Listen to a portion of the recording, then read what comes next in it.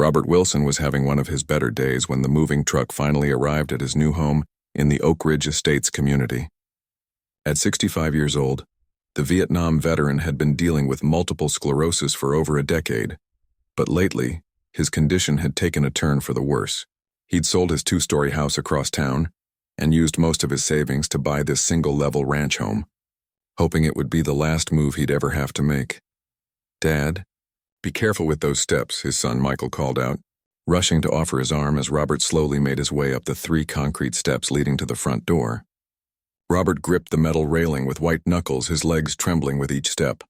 "I've got it," Robert insisted, though the pain was written across his face. "But these steps aren't going to work much longer." Michael nodded, knowing his father's pride often got in the way of accepting help. A construction foreman by trade, Michael had already been thinking about building a ramp. "Give me 1 weekend and I'll fix this," he said, watching his father catch his breath at the top of the stairs. Inside the modest 3-bedroom house, Robert eased himself into a recliner while Michael directed the movers. Through the window, Robert watched his new neighbors going about their day. An older couple walking a small dog waved at him, and he waved back. He'd chosen Oak Ridge Estates partly because it seemed to have lots of retirees. The online reviews had mentioned a strict homeowners association, but Robert wasn't worried. He'd always kept his properties in good shape. That evening, after the movers left, Robert's doctor stopped by to check on him after the move. "The house looks perfect for you." "Robert," Dr. Chen said, "but I'm concerned about those front steps. With the way your condition is progressing, I think it's time we get you set up with a wheelchair for longer distances." Robert's face fell. He'd been using a walker occasionally, but a wheelchair felt like a bigger step. "I know it's not what you want to hear," Dr. Chen continued gently, "but it would give you more independence, not less, and you'd need a proper ramp installed." After the doctor left, Robert sat with Michael on the back patio, sharing beers as the sunset painted the sky in shades of orange and pink. "I'll build you that ramp next weekend," Michael said firmly. "I've already got some designs in mind. Something that'll look good with the house, not just functional." "Don't we need to get permission from the HOA first?" Robert asked. The welcome packet had a whole section about exterior modifications. Michael shrugged. "We'll submit the paperwork, but let's not wait around. Your health comes first." The next morning, Robert found the proper form in his welcome packet and filled it out carefully, including a note about his medical condition and a simple sketch of the proposed ramp. He dropped the form in the HOA's mailbox at the community center and hoped for the best. 3 days later, Michael arrived with his truck loaded with pressure-treated lumber, posts, concrete, and other supplies. He'd taken Friday off work to give himself a 3-day weekend to complete the project. "You sure we shouldn't wait for approval?" Robert asked as Michael unloaded the supplies. "Dad, I called and spoke with someone on the board yesterday. They said these things typically get approved for medical necessities, but the board only meets once a month. The next meeting isn't for 2 weeks." Michael set down a bag of concrete mix. "You almost fell again yesterday." "We're not waiting." Robert couldn't argue with that. His legs had been particularly weak lately, and the thought of navigating those steps for 2 more weeks was daunting. Throughout Friday, Michael worked methodically, digging post holes and setting the foundation for a ramp that would extend from the driveway to the front door, at a gentle slope. A few neighbors stopped by to introduce themselves and see what was happening. "That's a mighty fine project you're working on," said Bill Henderson from 2 doors down. "My brother-in-law uses a wheelchair. Having a good ramp makes all the difference." "Hope you got approval from Dragon Lady," commented another neighbor named Tom, lowering his voice. "Dragon Lady?" Robert asked from his lawn chair where he was supervising the construction. "Elaine Summers," Tom explained. "Just got elected HOA president last month. Real stickler for the rules. Lives in that big corner house with all the perfect landscaping." Michael stood up, wiping sweat from his brow. "We've submitted the paperwork. This is a medical necessity for my dad." Tom nodded. "Just giving you a heads up. She's been on a power trip lately." By Sunday afternoon, the ramp was complete. Michael had built a solid structure with a gentle slope that met ADA guidelines, with sturdy handrails on both sides. He'd even added some decorative elements to make it blend with the house's exterior and painted it to match the trim. "What do you think, Dad?" Michael asked, standing back to admire his work. Robert slowly navigated down the new ramp using his walker, feeling the smooth, steady decline. For the first time since moving in, he made it to the sidewalk without pain or fear of falling. "It's perfect," Robert said, his voice thick with emotion. Freedom on a plank of wood. That evening, several neighbors came by to compliment the ramp. One couple even asked for Michael's card, mentioning their mother might need something similar soon. Robert felt a warm sense of community as he sat on his front porch, enjoying the mild spring evening. Monday morning, Robert woke up feeling better than he had in weeks. The stress of moving was behind him, and the new ramp gave him confidence. His home health aide, Nancy, arrived at 10 to help him with exercises and his weekly injection. "This ramp is wonderful," Nancy said as she easily wheeled the medical supply cart up to the front door. Last week was a nightmare with those steps. After Nancy left, Robert decided to try out the motorized wheelchair Dr. Chen had arranged for him. It had been delivered the previous week, but had sat unused in the spare bedroom. Now with the ramp in place, Robert could finally see how it worked. He felt strange sitting in it at first, but as he cautiously navigated around his living room and kitchen, he started to appreciate the freedom it provided. His legs had been hurting less since he hadn't been pushing himself to walk as much. "Might as well try it outside," he muttered to himself. Robert maneuvered the chair down the hallway and out the front door. The ramp worked perfectly, just the right width and slope for the wheelchair. He made it down to the sidewalk and was about to continue when a sharp voice called out, "Excuse me, what do you think you're doing?" A woman in her 50s with perfectly styled blonde hair and wearing a tennis outfit was marching across the street toward him. Her face was set in a tight frown that seemed to deepen the lines around her mouth. "Just trying out my new wheelchair," Robert answered, confused by her hostile tone. "I'm talking about that," she said, pointing at the ramp. "That was not approved by the Architectural Review Committee."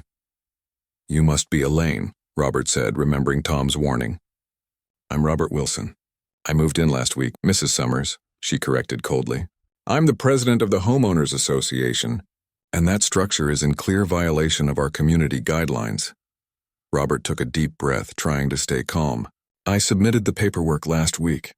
My son spoke with someone who said it would likely be approved given my medical condition, but that we'd have to wait for the next board meeting."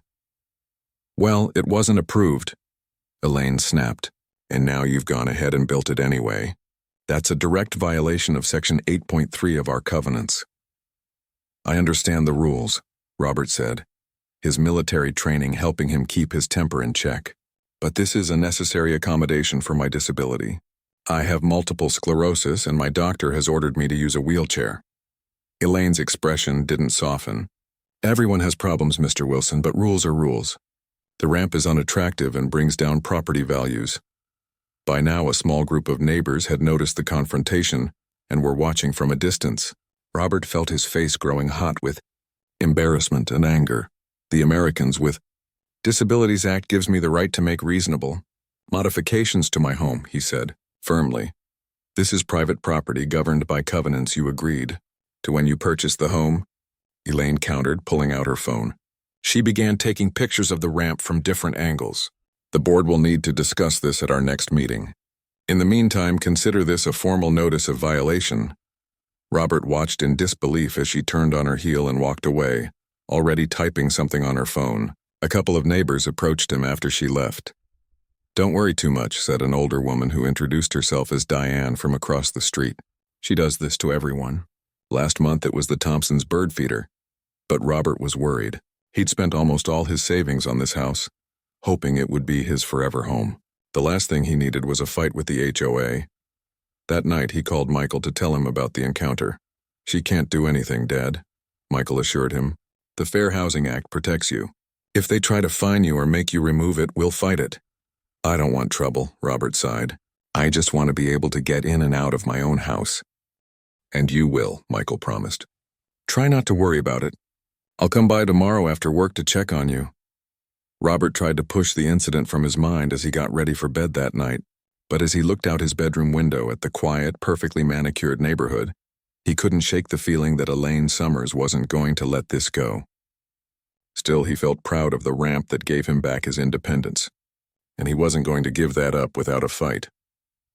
Robert woke up early the next morning, his sleep disturbed by worry over the confrontation with Elaine Summers. The clock on his nightstand showed 6:15 a.m., Too early to call Michael, but his mind was racing too much to go back to sleep. He slowly made his way to the kitchen, leaning heavily on his walker, and put on a pot of coffee. As the coffee brewed, Robert wheeled himself to the front window and looked out at his new ramp. In the soft morning light, it looked even better than he remembered, sturdy, well-built, and matching the house perfectly. Michael had even added some small solar-powered lights along the sides for safety at night. "There's no way they can make me tear this down," he muttered to himself, though the worry lingered. After breakfast, Robert decided to try using his wheelchair to explore the neighborhood a bit. The morning was pleasant, with a light breeze carrying the scent of someone's flowering jasmine. He made it halfway down the block before he spotted Elaine Summers in her front yard, clipboard in hand, inspecting her rose bushes. Robert considered turning around, but something inside him, the same stubbornness that had gotten him through 2 tours in Vietnam and a decade of fighting MS, made him continue forward. As he approached, Elaine looked up, her lips immediately tightening into a thin line. "Good morning, Mrs. Summers," Robert called, determined to be civil. She gave a curt nod. "Mr. Wilson?" "Beautiful roses," he commented, pausing near her lawn. "My late wife loved gardening. Never could get the hang of roses myself, though." For just a moment, Elaine's expression softened. "These are climbing Edens. They've won me the garden competition 3 years running. I can see why. They're spectacular." Elaine seemed about to say something else, maybe something friendlier, when her phone chimed. She checked it and her face hardened again. "If you'll excuse me, I have association business to attend to.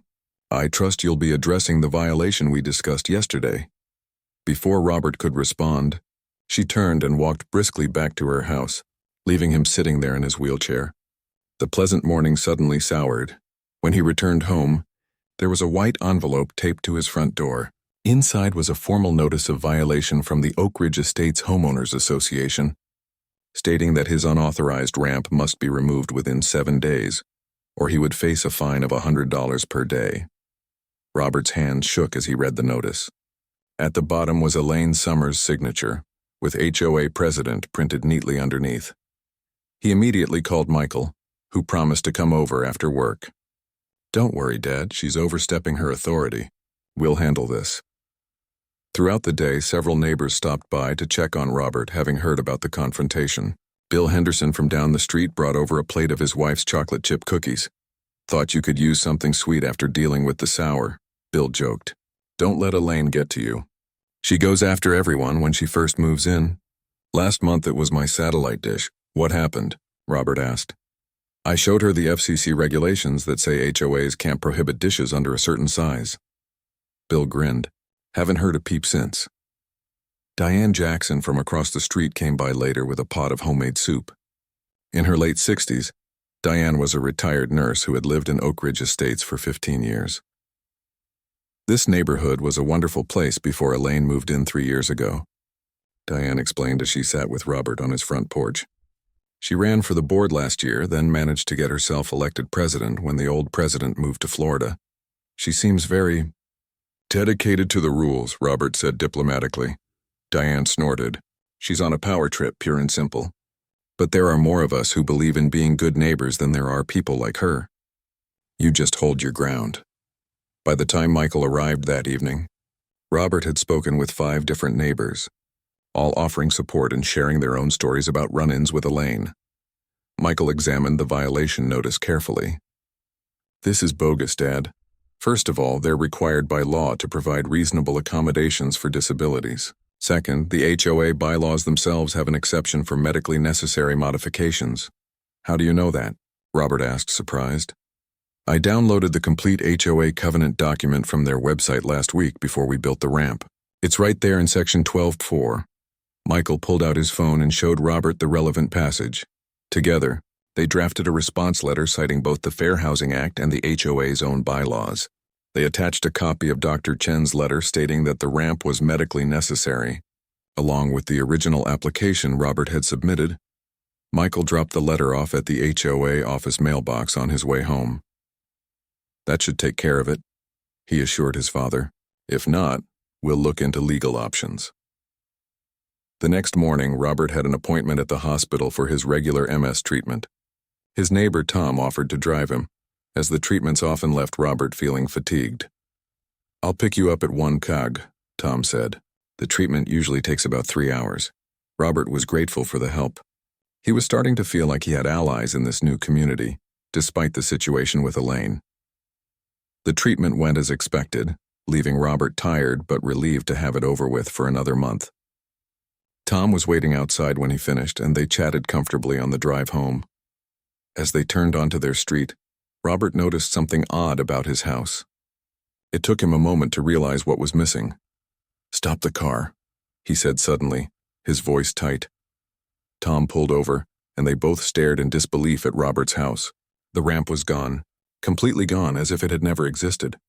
In its place were the original 3 concrete steps, now looking oddly stark and uninviting. "What the hell?" Tom muttered. Robert couldn't speak. A cold fury was building inside him, unlike anything he'd felt in years. Tom helped him out of the car, and Robert leaned heavily on his walker as they made their way slowly up the driveway.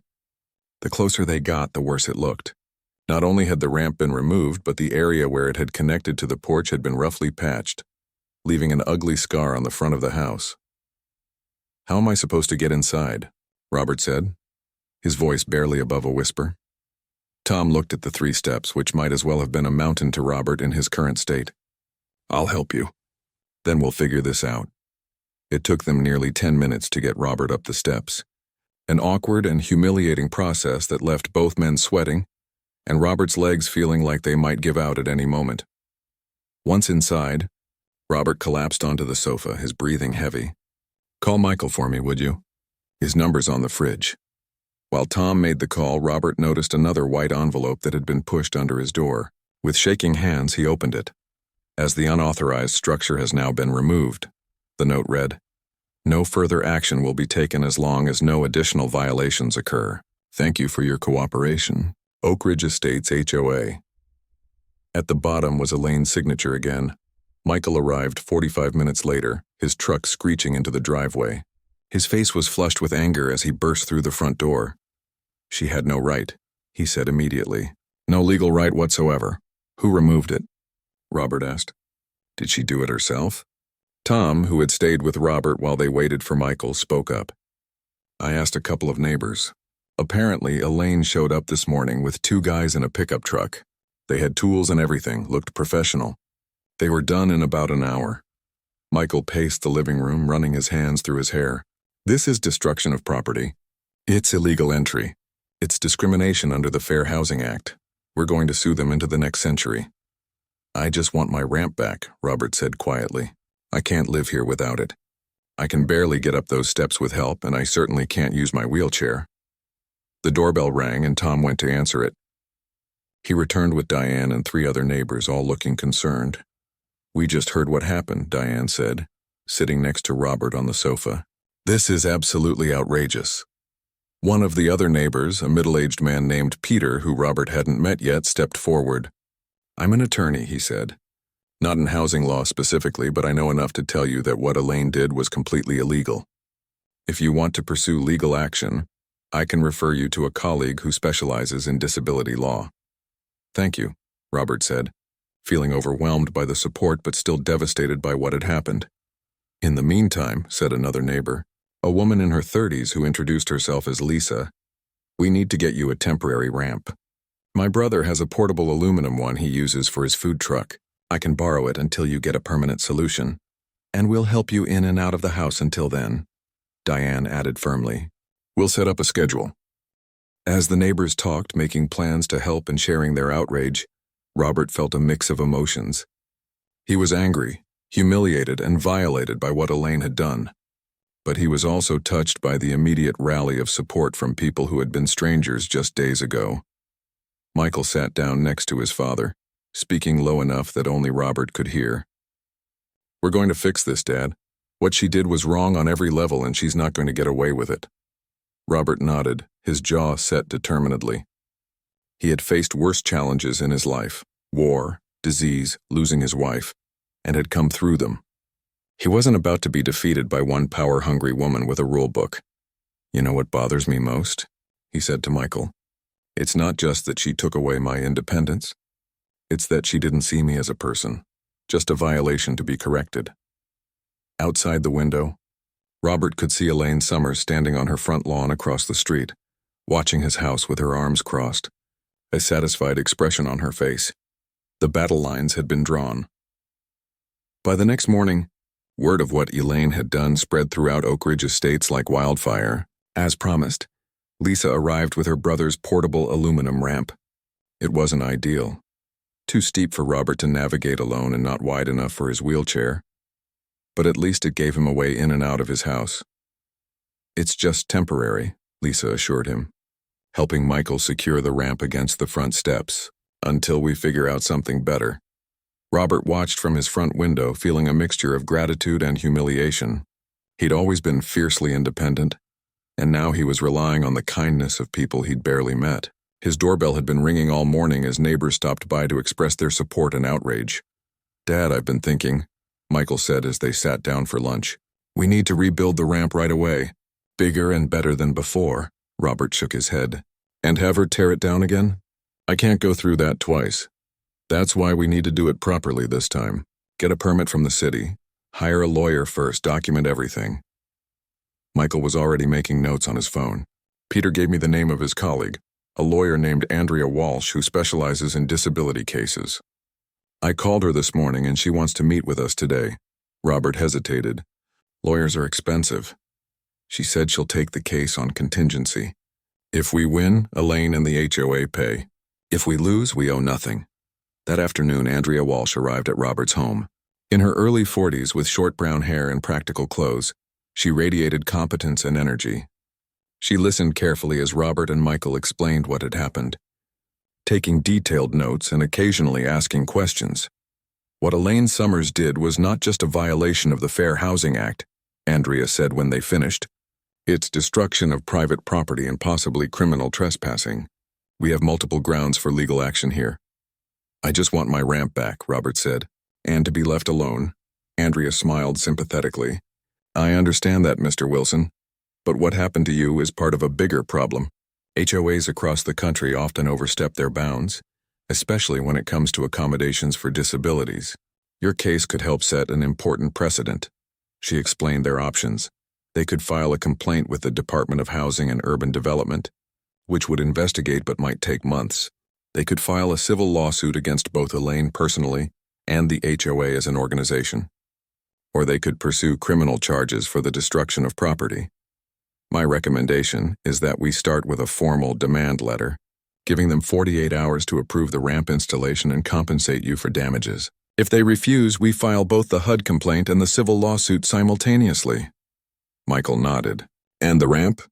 "We rebuild it," Andrea said firmly. "Immediately. I'll help you get an expedited permit from the city. Under the Fair Housing Act, you have the right to make reasonable modifications to your home. If they try to interfere again, we'll seek an emergency injunction from the court." As they discussed the details, there was a knock at the door. Diane stood on the porch with a tall, distinguished-looking man in his 60s. "Sorry to interrupt," Diane said, "but I wanted to introduce you to Richard Thompson. He's been on the HOA board for 10 years. Richard extended his hand to Robert. "Mr. Wilson, I want to apologize for what happened. I was out of town until this morning, and I just heard about this situation. I want to assure you that Elaine did not have board approval for what she did." Robert felt a surge of hope. "So the board didn't authorize removing my ramp?" Richard shook his head. "Absolutely not. Elaine claimed she was acting under an emergency provision in the bylaws that allows the president to address immediate safety hazards. But there was nothing hazardous about your ramp. I've called an emergency board meeting for tomorrow evening to address this." Andrea Walsh introduced herself and explained that she was representing Robert legally. "Would you be willing to provide a written statement confirming that the board did not authorize the removal of Mr. Wilson's ramp?" "I'd be happy to," Richard said. "In fact, I believe several board members will be willing to do the same. Elaine has been, well, let's just say she's been overreaching her authority in several areas lately. This situation may be the final straw." After Richard left, Andrea seemed pleased. "This is helpful. Internal dissent within the HOA board strengthens our case considerably." Throughout the day, more neighbors arrived offering support. By evening, a schedule had been organized to help Robert navigate the temporary ramp when needed. Someone had even started an online fundraiser to help pay for a new, professionally installed permanent ramp. As Michael prepared to leave for the night, he showed Robert the fundraiser on his phone. It had already raised over $3,000. See, Dad? For every Elaine in the world, there are dozens of good people willing to help. Robert nodded, touched by the outpouring of support but still feeling raw from the experience. I just hope we can resolve this quickly. I'm not sure how long I can manage with this temporary setup. Michael squeezed his father's shoulder. We'll fix this.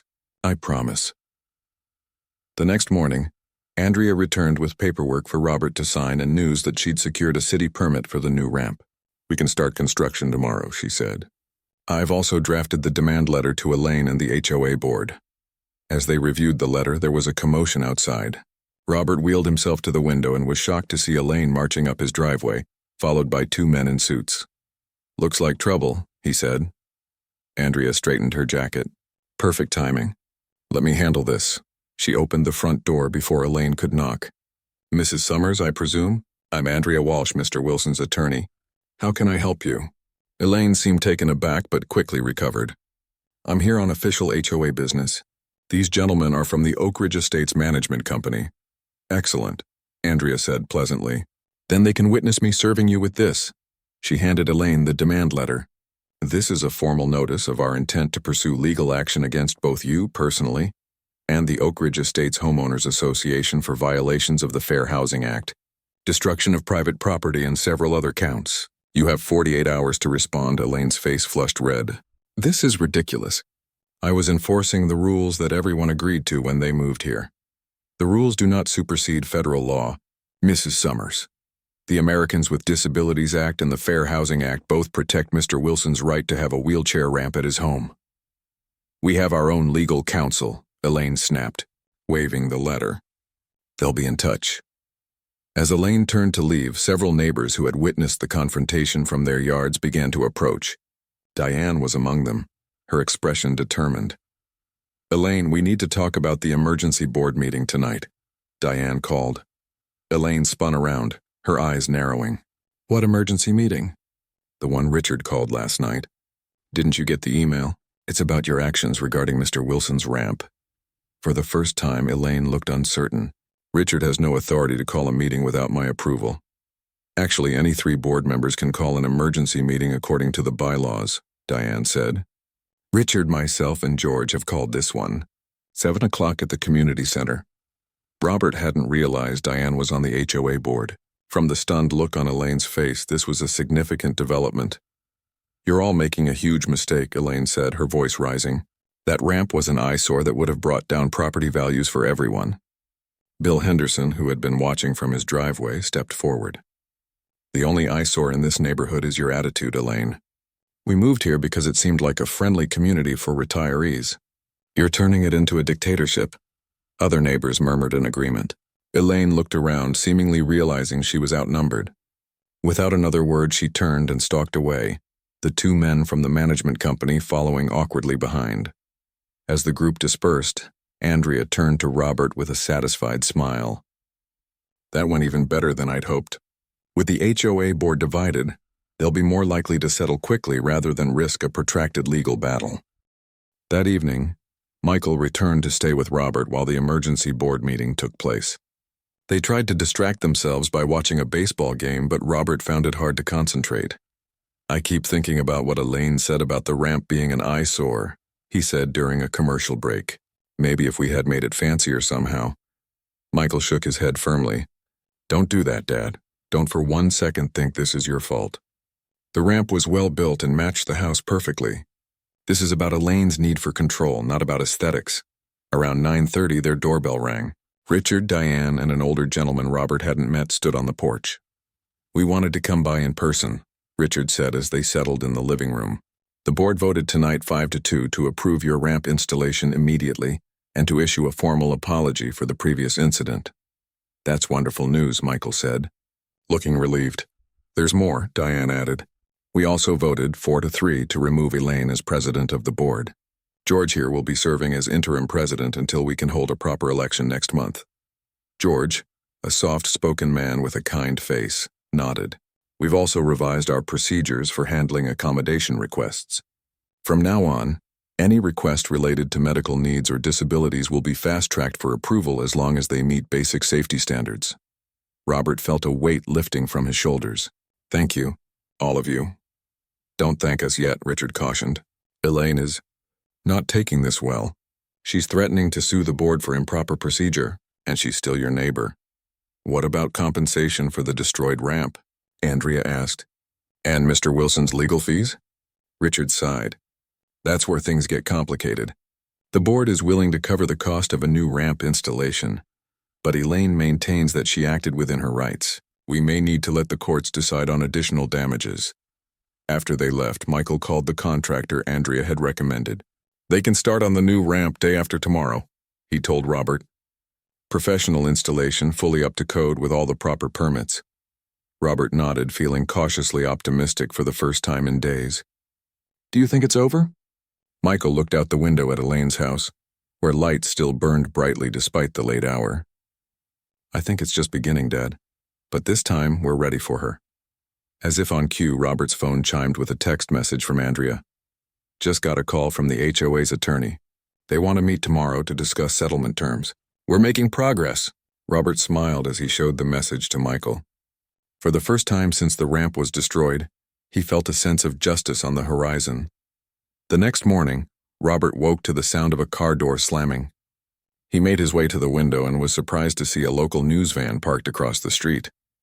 A young reporter was setting up a camera while talking to Bill Henderson. Robert's phone rang almost immediately.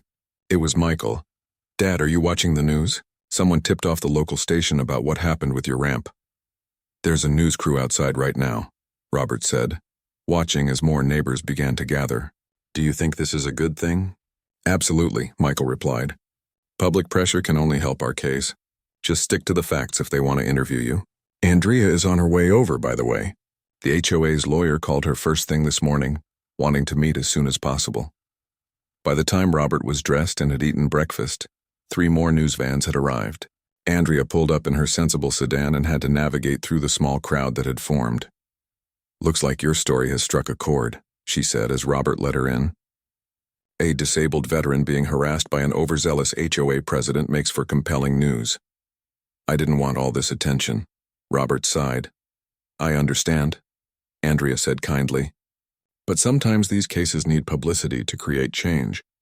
This isn't just about your ramp anymore. It's about standing up for the rights of people with disabilities everywhere. They were interrupted by a knock at the door. It was the young reporter Robert had seen earlier. Mr. Wilson, I'm Tyler Chen from Channel 5 News. Would you be willing to share your story with our viewers? Andrea gave Robert an encouraging nod. After a moment's hesitation, he agreed, and they set up for the interview on his front porch, with the temporary aluminum ramp visible in the background.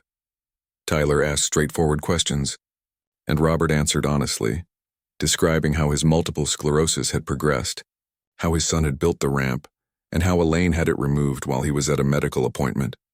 How did that make you feel? Coming home to find your access to your own home gone? Tyler asked. Robert paused, emotions welling up unexpectedly. Like I didn't matter, he said finally. Like my need to get in and out of my own house was less important than some arbitrary rule about what a front yard should look like. The interview lasted about 15 minutes.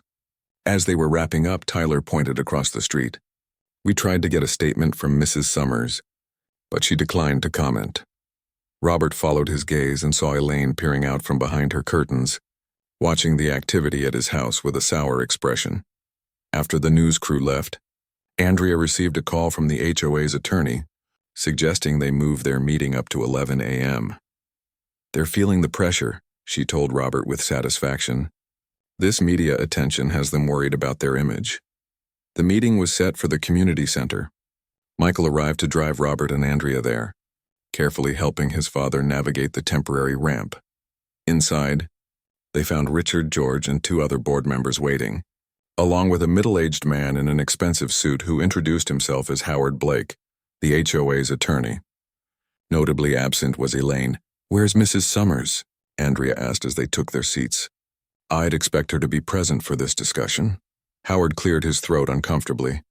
Mrs. Summers has recused herself from this matter due to the potential conflict of interest. as she may face personal liability separate from the HOA's liability. Andrea raised an eyebrow. I see. Well, let's get down to business then. Over the next hour, they hammered out the terms of a settlement. The HOA would immediately approve the installation of a new professionally built wheelchair ramp. They would cover the full cost of the installation, estimated at $8,500 for a high-quality, durable ramp with features that would blend with the house's architecture. The sticking point came when Andrea brought up additional compensation for the destruction of the original ramp, the emotional distress caused to Robert, and the inconvenience of having limited access to his home. The board is willing to cover the cost of the new ramp and to issue a formal apology, Howard said, but additional damages would need to be sought from Mrs. Summers personally, as she acted without board authorization. The HOA is still liable as she was acting in her capacity as president, Andrea countered, but I'm willing to discuss a reasonable figure. After more negotiation, they settled on an additional $15,000 in damages, with the stipulation that the HOA would review and revise its policies regarding disability accommodations. One more thing, Robert spoke up. I want to guarantee that there won't be any retaliation, from the HOA or from Mrs. Summers personally. Howard nodded. The settlement will include a non-retaliation clause. Any further interference with your property or harassment of any kind would constitute a breach of the agreement. As they were preparing to leave, Richard pulled Robert aside. There's something else you should know, he said quietly. The board is initiating proceedings to remove Elaine from the board entirely, not just as president. What she did, it's not the first time she's overstepped, just the most egregious. Robert wasn't sure how to feel about that. He hadn't wanted to cause anyone to lose their position, even someone like Elaine. But he also understood the board's decision. Outside, they were met by a larger crowd than before. The story had spread beyond the local news, with several major outlets picking it up. Robert was surprised to see people holding signs with messages like "Disability rights are human rights" and "Hands off our homes." Andrea looked pleased. This is exactly the kind of public support that can drive systemic change. Are you up for another statement to the press? Robert hesitated, then nodded. He was tired of being invisible, of having his needs dismissed. If his story could help others facing similar discrimination, then the uncomfortable attention would be worth it. With Andrea and Michael flanking him supportively, Robert wheeled up to the microphones that had been set up. I want to thank everyone for their support, he began, his voice steadier than he expected. Today we've reached an agreement with the Oak Ridge Estates HOA that will allow me to have the access I need to my home. But this shouldn't have been necessary. No one should have to fight for their basic right to enter and exit their own home. As he continued, speaking from the heart about dignity and independence, he noticed a commotion at the edge of the crowd. Elaine had emerged from her house and was trying to push through toward the microphones, her face flushed with anger. Two police officers who had been monitoring the gathering stepped forward, blocking her path. Robert couldn't hear what was said, but after a heated exchange, Elaine turned and stormed back to her house, slamming the door behind her. Robert finished his statement, thanking his neighbors and the community for their overwhelming support. As the crowd dispersed, Andrea received a text message that made her smile. The HOA's attorney just sent over the settlement agreement for review. They're moving quickly.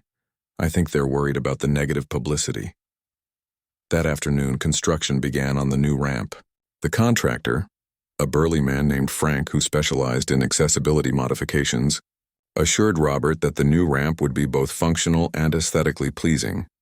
We'll use composite materials that match your house trim, with landscaping around the sides to integrate it with your yard. It'll look like it was always meant to be here. As the workers measured and marked the area, Robert noticed Elaine watching from across the street, her arms crossed tightly across her chest. For a moment, their eyes met, and Robert was struck by the mixture of anger and something else, perhaps fear, in her expression.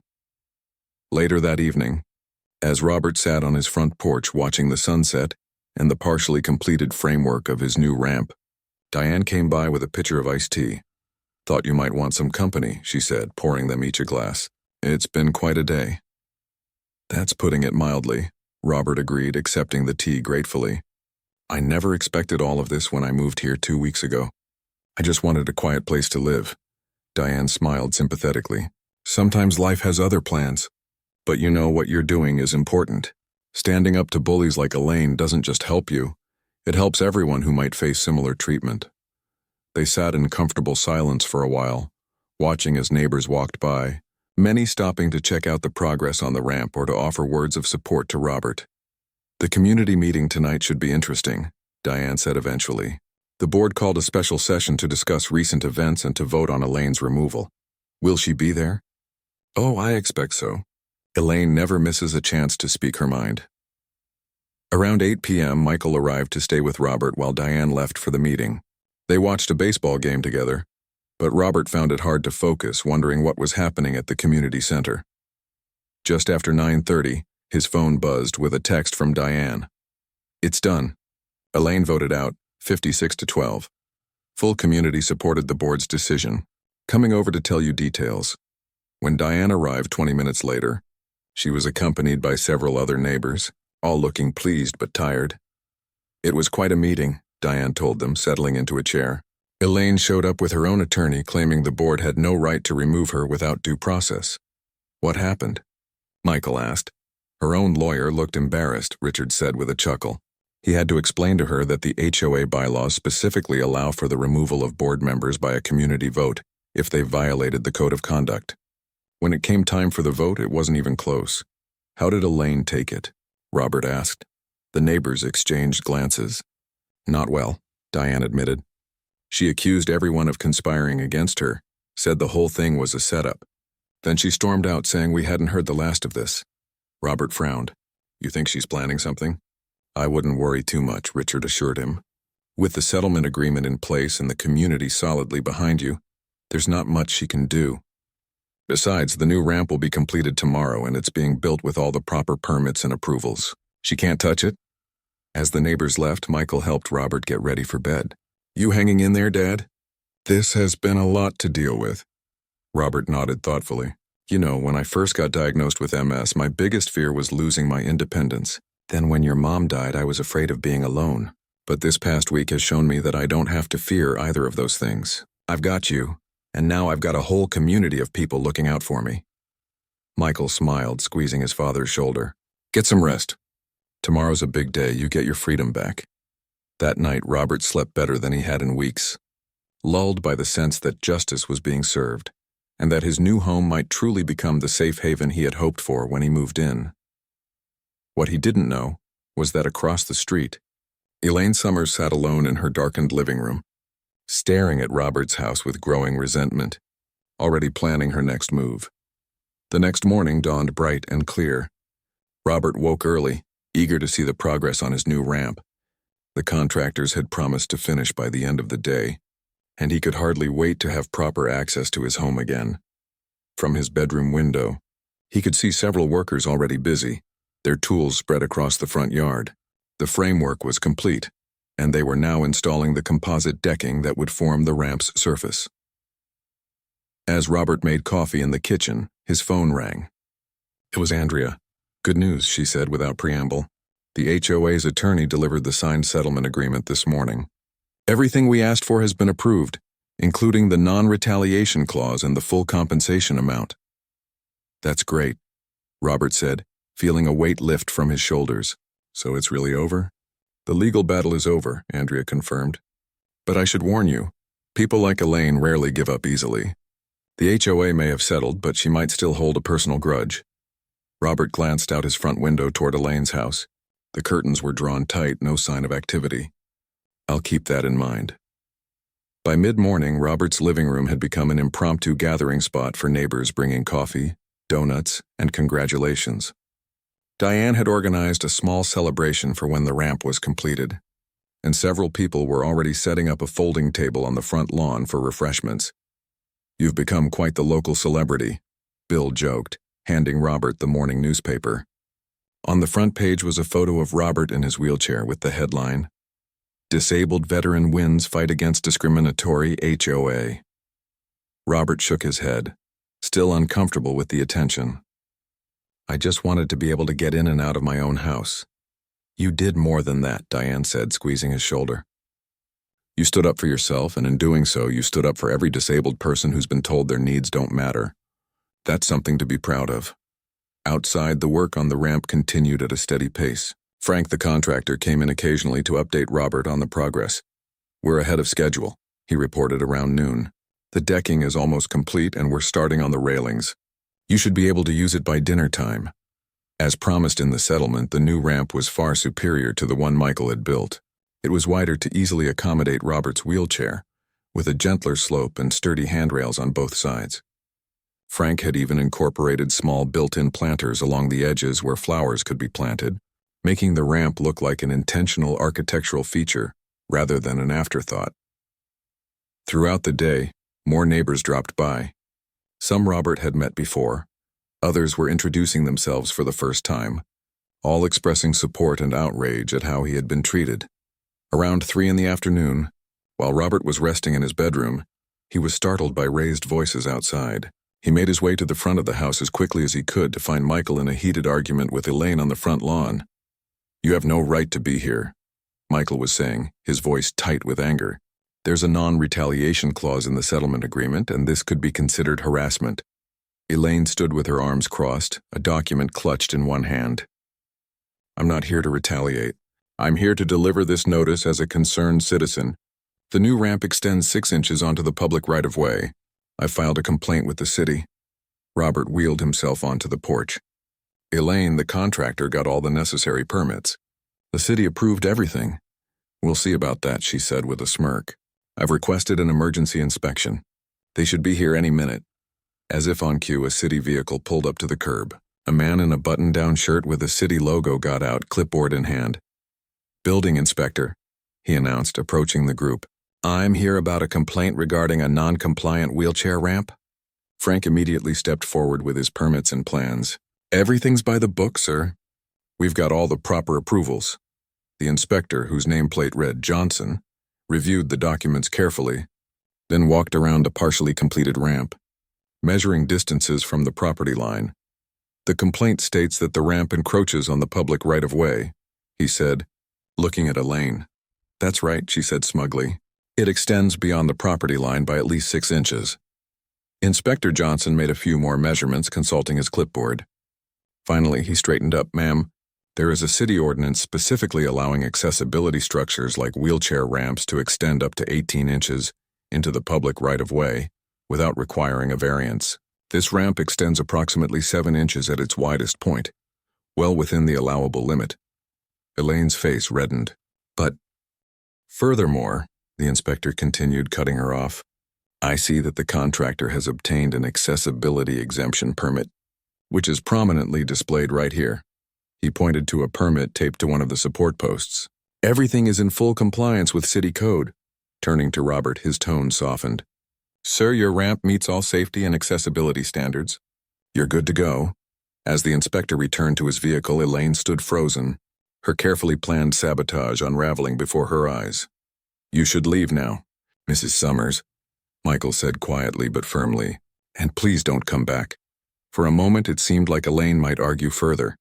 Then without a word she turned and marched back across the street to her house. The work continued without further interruption, and by 5:30 that evening, Frank announced that the ramp was complete. A small crowd had gathered to witness Robert's first trip up his new ramp. With Michael standing nearby in case he needed help, Robert navigated his wheelchair to the bottom of the ramp. It was wide and sturdy, with a gradual incline that wouldn't strain his arms. Taking a deep breath, he pushed forward. The wheelchair rolled smoothly up the ramp. No struggling, no fear of tipping over. When he reached his front porch, the gathered neighbors broke into applause. "Freedom," Robert said softly, remembering what he had said about Michael's original ramp. Freedom on a plank of wood. The small celebration continued into the evening. Someone brought out a portable speaker, and music filled the air as people chatted and enjoyed the food and drinks that had been set up on the front lawn. Robert found himself at the center of a supportive community, something he hadn't expected when he moved in just 3 weeks ago. It was bittersweet. He wished it hadn't taken such a conflict to bring them all together, but he was grateful nonetheless. As the party was winding down, Andrea arrived, looking pleased but also serious. "I just got a call from the Department of Housing and Urban Development," she told Robert quietly. After the media coverage, they decided to launch their own investigation into the Oak Ridge Estates HOA's compliance with fair housing laws. They're not just looking at your case. They're reviewing all their policies and past complaints. Is that good or bad? Robert asked. It's very good, Andrea assured him. It means your case might lead to broader changes that help other disabled residents. But there's something else, she hesitated. The U.S. Attorney's Office has also taken an interest. They're considering filing federal charges against Elaine for violating your civil rights. Robert's eyes widened. Criminal charges? I don't know if I want that. I just wanted my ramp. It's not up to you at this point, Andrea explained gently. When federal prosecutors believe civil rights have been violated, they can pursue the case independently. They've asked to interview you next week, but you're not the one pressing charges, the government is. As the news sank in, Robert looked across the street. Elaine's house was dark except for a single upstairs light. What kind of penalties could she face? He asked. For a first-time offender in a case like this?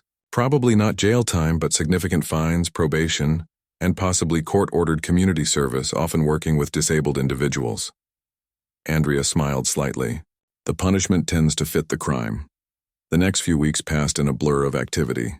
Robert gave his statement to the federal prosecutors, underwent another treatment for his MS, and slowly settled into life in his new home. The ramp made a world of difference, allowing him to come and go independently in his wheelchair. The HOA, under new leadership, made substantial changes to their policies regarding accessibility accommodations. Richard, who had been elected as the new president, made sure that Robert was consulted on the revisions. We want to make sure nothing like this ever happens again, Richard told him. Your experience is helping us create a more inclusive community. Elaine, meanwhile, kept to herself. Occasionally, Robert would see her getting her mail or working in her garden, but she avoided making eye contact with any of her neighbors. There were rumors that she had put her house on the market, though no for sale sign had appeared. 6 weeks after the ramp was completed, Robert received a phone call from Andrea. The federal case has been resolved, she told him. Elaine agreed to a plea deal. What were the terms? Robert asked, not sure how to feel. A $25,000 fine, 2 years of probation, and this is the part I think you'll appreciate, 300 hours of community service with the Center for Independent Living, helping disabled individuals navigate housing issues. Robert couldn't help but laugh at the irony. That seems fitting. There's more, Andrea continued. The judge also issued an unusual order. Due to the nature of the harassment and the ongoing risk of retaliation, Elaine is prohibited from living within 500 feet of you for the duration of her probation. But that would mean she has to move, Andrea confirmed. The judge gave her 30 days to sell her house or find somewhere else to live. 3 days later, a for sale sign appeared in front of Elaine's house. Robert watched from his porch as she supervised movers loading boxes into a truck, her expression bitter and defeated. As the last of her belongings were packed away, Elaine looked across the street one final time. For a brief moment, her eyes met Robert's. He expected to see anger or resentment, but instead, he thought he detected something like shame before she quickly looked away and climbed into her car. That evening, as Robert sat on his front porch enjoying the sunset, Michael stopped by on his way home from work. I saw Elaine's for sale sign, he said, settling into the chair beside his father. How do you feel about that? Robert considered the question carefully. I never wanted anyone to lose their home, he said finally. But I guess sometimes justice has a way of balancing the scales. She took away my access, and now she's lost hers. Michael nodded. What are you going to do now that all this excitement is over? Robert smiled, looking out at the neighborhood that had rallied around him in his time of need. Live my life. Make some friends. Maybe plant some flowers in those planters on the ramp. He gestured to where several neighbors were walking dogs or chatting in front yards. I think I'm going to like it here after all. As they sat together watching the day end, Robert felt a sense of peace that had eluded him since his diagnosis years ago. The ramp that had caused so much conflict had become a symbol of something greater, a community's commitment to standing up for what was right, and one man's determination to maintain his dignity and independence against all odds. In the end, it wasn't just about a wooden structure connecting his door to the sidewalk. It was about the connections he had made with the people around him and the bridges they had built together.